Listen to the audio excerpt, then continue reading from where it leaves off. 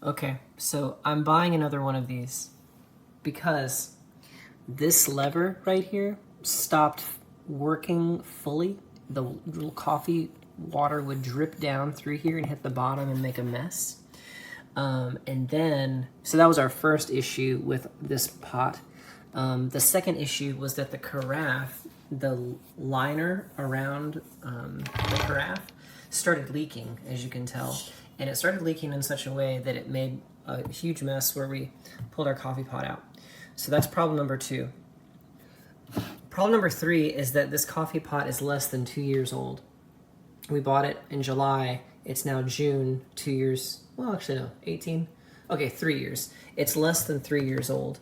And for a $70 coffee pot, where you can get ones that are much cheaper for better value, we felt like this was annoying, but worth the purchase of another model because it is so small, okay?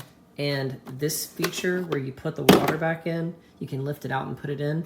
It's really good if you put your coffee pot like on a shelf, which we're about to do with this one. So I'm giving it 3 stars because it deserves 3 stars from a manufacturing standpoint, but it deserves 5 stars in many categories and why we're buying it again in 3 years. So hopefully the next one doesn't fail. I expect that it will, but we might just buy another one. It's just kind of annoying, you know?